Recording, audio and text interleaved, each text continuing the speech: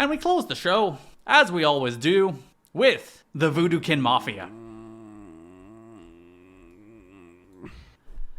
I don't want to do it. We have to, and there's a lot of it.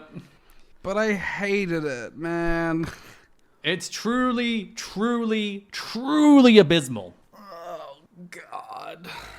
Because, like, people remember this very badly. People are, at the time, people thought it was dog shit. And yet somehow, so that's the frame of mind I'm going into it, revisiting it, that, like, this is bad. Everyone thought it was bad, and I remember it being bad. And then somehow watching it, it's even worse. I mean, it's some of the worst shit you'll ever watch.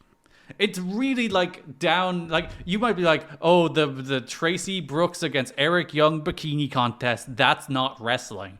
That clears this like 5,000 times over. Yeah, that's 1,000,000 times closer to being the kind of professional wrestling I would like to watch compared to this BG James bullshit. I've truly walked away from these few years of TNA thinking that BG James is the worst wrestler of all time. He's definitely a very, very high-level candidate. And because when I say that, I don't mean like including fucking bullshit like shindy guys or whatever. I mean like worst wrestler to be in major wrestling promotions, like who has made money, who has done the thing and been in like wrestling on a meaningful scale. I truly believe I have not seen a pro wrestler that I despise more in ring, on promos, character, general vibe, just everything about him is just distasteful. Mm-hmm. You know what the most frustrating thing is for me? Theoretically, like, TNA is probably giving him an amount of creative freedom. Mm-hmm. There's a lot of wrestlers who were forced to do a lot of dog shit because they worked for bad bookers and they just had to do the shit. Mm-hmm. I am certain, like, I'm sure there's some stuff that was out of his control, but I don't get the sense that TNA is like, you're doing 3 Live Crew, you're doing homophobic promos, you're doing WWE call-out stuff. Like, I don't get the sense that this is an edict from high above. I get the sense that there is an element of his creativity in here, which makes it even worse. That, like, you were given free reign. It screams him. Yeah, it's like you were given the opportunity to show your true self. You know, for if you were ever in your career like Vince McMahon held me back, Vince McMahon held me down, Vince McMahon didn't give me the opportunities I deserved based on the crowd reactions I was getting. Which, like, that's the one thing you'll give him. 1998, New Age Outlaws were popular. Like, that's you can't deny that. They're not popular now, but 1998, they had some catchphrases. And so if you want to be like, Vince didn't give me my chance to be a star, you watch this shit and you're like, well, Vince was dead fucking right about that one. Maybe you just were. Maybe you shouldn't have ever been, like, left to your own devices. Yeah. So first day back of the month, the Voodoo Kin Mafia are in Stamford, Connecticut, as they begin what they call Operation Cease and Desist. BG makes a comment about how they can pal around with a big fat oily guy at home if they want because the Democrats have been voted in, but not on their watch. The woke 2006 Democrats will allow the big fat oily guy in people's homes. I'm not being a part of this, I've decided. I hated this so much, I skipped segments. I don't even skip segments, like, ever.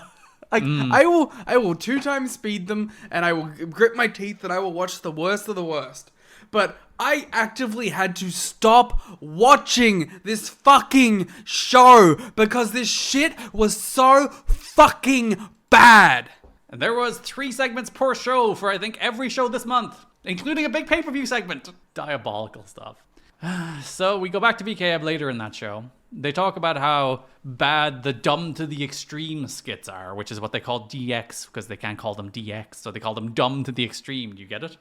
BG shouts at the sat-nav because Kip, they're going to the target. They're in the hunt of the target. So Kip put the target into sat-nav, and Liam, they went to Target, the store. It's the store, Liam. They went to the store. I'm slapping my fucking knee. It's so fucking funny, man.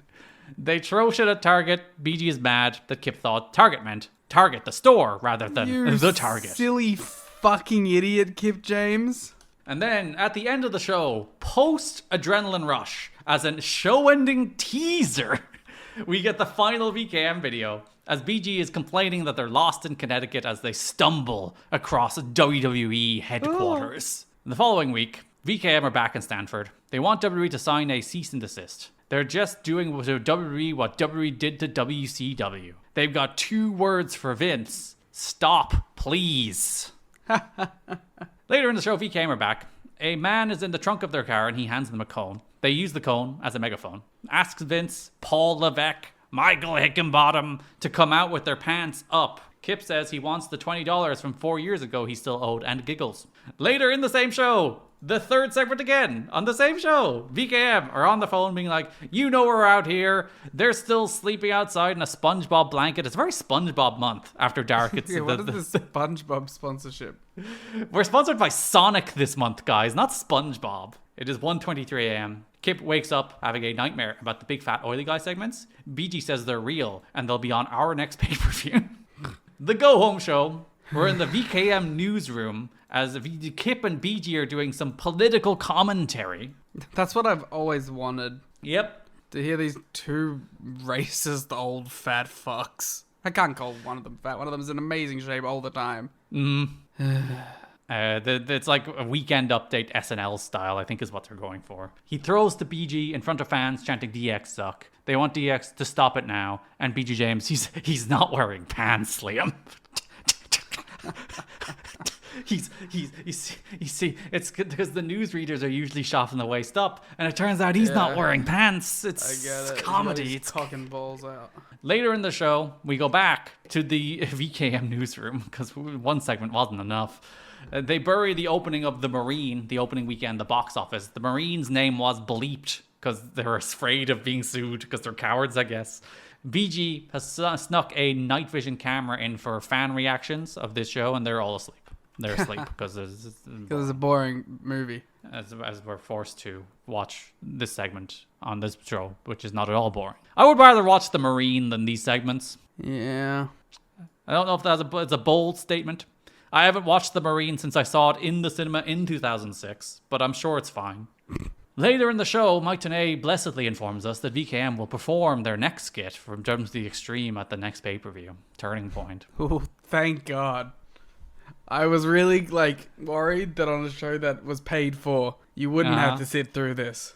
A show that has 6 wrestling matches, a bikini contest, a baseball segment, and this. Vince Russo. Letitia is outside the Dump to the Extreme locker room. A large fat man comes out and accosts her while knocking on the door, then asks where catering is. Dave gives us her assessment of Letitia.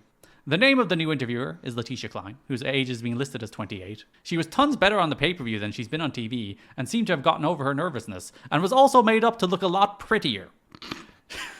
She's already better than the majority of women WWE has hired in the same spot. Still, when it comes to interacting with talent on interviews designed to get over matches or characters, they should use Borash. But she was doing good in the skits, Dave says. Dave's horny now, so she gets a pass. Old Dave, even the 2006 not really old. 90s, 80s Dave is crazy. He says some shit. Yeah. But it's so funny. He's like, you know what? I preferred her because I thought she looked prettier. I mean, I guess it makes sense. Later in the show, Letitia is backstage as a fake Vince is there. I think it's the same fake Vince from the Cookiegate segments, which were infinitely better trying to do the same thing, by the way. Yeah. Because it was based on something real. And BG was actually in those ones. Yeah. He has a chicken in a cage as he loves cocks. Yeah, because that's the jokes that they used to make. Mm-hmm. Vince fires Letitia, as she says, only in TNA, and he struts away. How she would know that, I don't know. She's been here a month. And also, not literally, because this is a bit that is done on other shows that you're making fun of. So, yeah. So, it's not only in TNA. Also, you're ripping off for, a WWF angle. So, yeah. There's layers of plagiarism here. Yeah. VKM come out later in the show. They are dressed as Michael Hickenbottom and Paul Levesque. Hickenbottom! A reminder that one of the men involved in these segments is the head writer of WWE SmackDown right now in 2025. Yeah. They're interrupted by a fake Spirit Squad who take bumps for cross chops and then leave.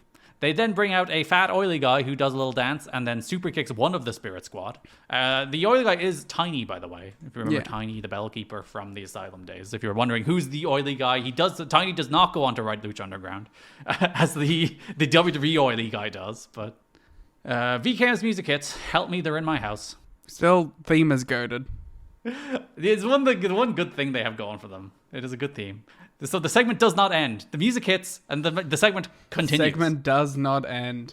They reveal themselves to be Kip and BG James. Holy fucking shit. It's not Michael Hickenbottom and Paul Levesque at all. I really thought it was them. They inform us that they were having some fun and games. This was parody, but now we're shooting.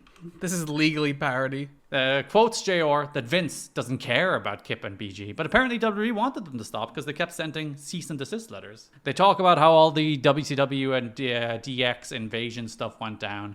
BG, not his best promo in the world, he just kind of stutter his way through it. Yeah, that's the problem. Yes, but Vince is going to sue TNA for a parody after you did all that WCW stuff. The hypocrisy. The crowd chant, "Screw you, Vince." So BG issues a $1 million challenge for DX to face VKM because they're insecure about how WWE presents VKM within DX history. They talk to the bean counters at TNA, and they're willing to put up $1 million to get Triple H and Shawn Michaels anywhere. No wrestling match, no angles, no spots, no finish. Just men versus those pussies. Vince has to accept, or they'll prove to the world that Vince, in BG's words, the one good bit of this promo, is a gutless piece of shit. You know what I realized? I forgot about this when I was thinking about this, but Triple H tears his quad like a month after this. Yeah. Which I think is the only reason it didn't happen, actually. Yeah, that it was actually like moving towards that direction, as we know. Definitely gonna happen. They were definitely gonna do the match, and then Triple H blew out his quad again. As and BG you know what? said, you know, I'm a piece of shit and my wrestling's bad, but you know, this angle is good fun, and it's definitely going to pay off. It'll get people talking. You know what the worst part of this angle is? Every waking second I've spent looking at it. And then it transitions into an even worse angle. The angle they do after this, coming out of this, is worse than this one. Simply, how is that possible? Oh, you will see. You will see. After BGJ's rant on Sunday's pay-per-view, which included harsh, unscripted language, as soon as he got backstage, he said, in effect, "Go ahead, fire me. I got carried away." It says "find me." Wasn't scripted. Oh, it says fine, so he's not even that cool? Yeah, that's what I'm saying. I was gonna let it flow, but then I was like, not because of miscategorizing what BG James allegedly said, but because he's not that dope. Yeah, if he was like, because that was the Joe one. The Joe, like, when he's doing the shoot promo where he looks down at Dixie, he's like, "Fire me, I don't care." That's cool. Sorry, yeah, he said, "Go ahead, fine me. I got carried away." During his speech, everyone gathered backstage around the monitors to watch and listen. A lot of people in TNA are keeping a close eye on Dixie Carter, seeing how she reacts to this situation. It's the first time getting the full legal court press from WWE. Does she have the stomach for the fight, or will she prefer to just lay off and stick to promoting family-friendly, non-controversial product she preaches about?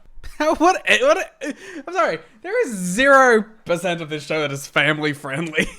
There is, like, the main world title angle is the devil trying to tempt a Christian man into relapsing. Not to mention the bikini contest and serotonin and LAX. Even Angle Joe is like a bloodbath. Yeah, like, what are we doing? Like, there's what's the most wholesome thing on this? Save Daniels. Literally nothing. The PCS is chlamydia jokes. And it's piss and being on the gas. Yeah. I guess maybe Rhino trying to save a friendship.